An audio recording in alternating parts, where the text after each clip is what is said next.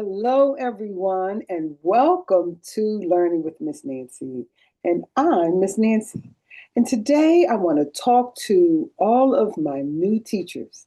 The school year has begun, and I know that you are excited to just get into those classrooms and start teaching your students. And I know that they are just so happy to meet you, and you're happy to meet them. And I want to help you with an idea. You know, as a new teacher, excuse me, you'll notice that there'll be a lot of walkthroughs. People are going to be constantly in and out of your classroom, especially administrators, just to make sure that they're rendering support to you and to make sure that you're doing everything correctly. And if you need any help, they're there to help you. And sometimes they're checking to see if you understand the process of keeping children engaged and how do you follow the steps of a lesson plan. Well, creating the steps of a lesson plan or memorizing the steps of a lesson plan or knowing the steps of a lesson plan is just like knowing the steps to baking a cake. I say that because just like any cake, whether it's a lemon cake, a vanilla cake, a chocolate cake, strawberry cake, red velvet cake, coconut cake, it doesn't matter. There's certain ingredients that you must have for every cake in order for it to be a delicious cake that doesn't fall, right? You have to have a base, a foundation of ingredients for it to be a good cake. Every cake needs flour and butter and eggs and milk. Those are the foundational elements for a cake. And then you add all the other stuff depending on what type of cake you want. But if you don't have the flour and the butter and the eggs and the milk, then that cake's not going to bake well. It's probably going to be a cake that falls, a cake that's not delicious, and it's not. It's going to be a problem for your guests. They're going to eat and say, "Oh my goodness, who baked this cake?" But if you have all the ingredients and you follow the directions, right, the cake will be a hit, right? So when you think of a lesson for children, it's just like that. You need foundational elements. It doesn't matter what the subject is that you're teaching. You have to have the foundational elements for every lesson, no matter what. Okay? And so I'm going to give you a mnemonic device that you will learn to help you to remember the 7 steps to a lesson plan. And this is in your brain and you won't have to think about it. And when the principal comes through, if there's a walkthrough, you don't have to fumble through papers and try to figure out where you are. You will know in your mind where you are and what the steps are. And I created this cute little chart. And it says, art on ice makes children grow indeed. And you know, like most mnemonic devices, they're clever, they're cute, don't make a whole lot of sense, but it's something that you'll remember. Art on ice makes children grow indeed. Now let's break that up.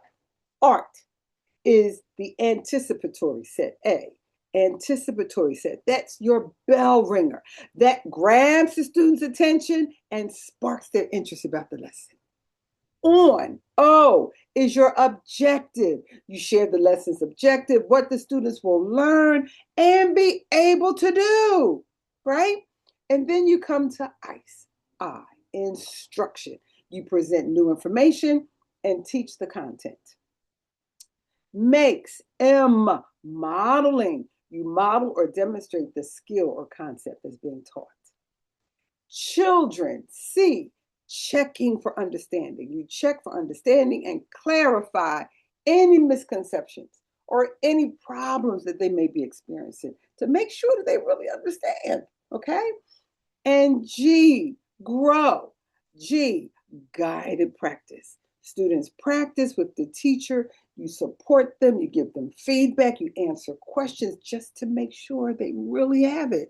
And then I, indeed, independent practice.